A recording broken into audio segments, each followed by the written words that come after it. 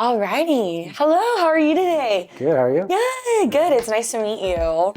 Yeah, well, we'll start off with just your name and kind of what you do in your background. Yeah, so my name's Gerald Von Heer. I'm the owner of Timberline Inspections. Awesome. We do residential and commercial inspections. Kind of end up all over the place, primarily in Oregon, well, only in Oregon because we're not set up in Washington. But I've kind of got a few other inspectors working for me, so we're kind of spread out a bit, so we got a pretty large service area. Okay, that's awesome. Okay, cool. How long have you been doing this for? Just about to hit 6 years since starting my business. Wow. Oh, that's awesome. Almost a month from today. It will be 6 years, yeah. Yeah, that's so exciting. Can you tell us a little bit more about you, like what you like to do, your hobbies, and things you like to do for fun? Yeah.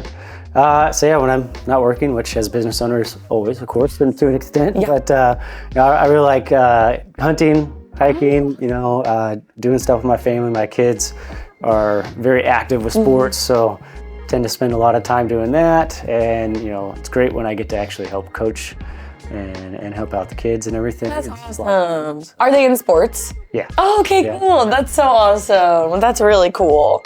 So if you could tell us what the difference is between a home inspection and an appraisal. Yeah, that's definitely one that gets confused a lot. Yeah. So an appraiser works more for the lender and is kind of helping to protect the lender to make sure that this house is going to actually be valued for the amount of money that they're putting out there.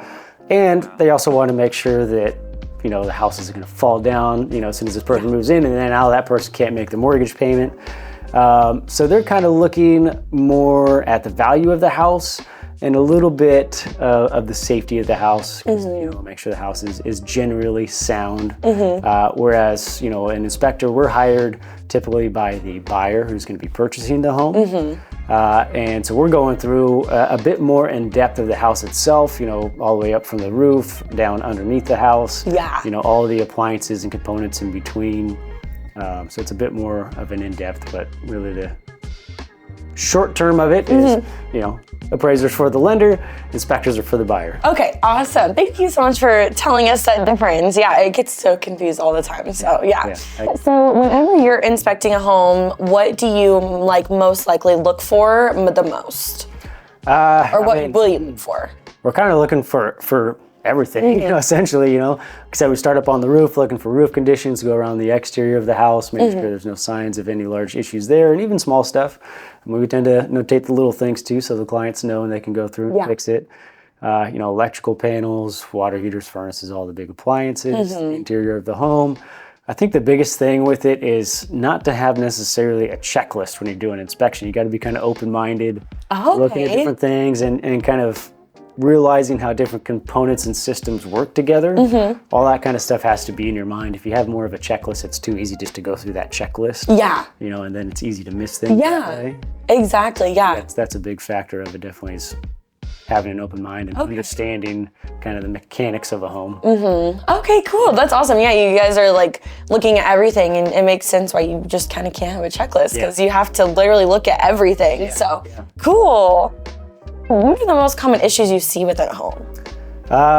Most common issue seems like lately has been roofs. I don't know whether they've been on a stint of bad roofs, but that's roofs are kind of a thing where it's kind of a maintenance thing really on a house, because it's gonna go bad at some point. Yeah. We see a lot of electrical problems as well, whether it's just because it's old or if it's because there's maybe been some unlicensed electricians in there, or homeowner stuff. I definitely see a lot of weird electrical things in a house, and of course foundation concerns, things of that nature. Yeah. Attics and crawl space seems like it's where we find the most, because most people aren't going into there, which I don't blame them. I wouldn't if I didn't do also. Exactly, I know. So that's typical where we see most of this. Okay, cool. Okay, what are the worst issues you've ever seen before? It's always a hard one. I get asked that a lot, but I seem to always have a hard time with an answer on it. But foundation issues is always can be a really big one. Yeah. I've had some that, we got bids back for, 6 figures for foundation repairs. That can be a huge thing. And again, most of the time, the seller doesn't know about it, so it's a surprise to everybody. Right. So that can always definitely be a big one there.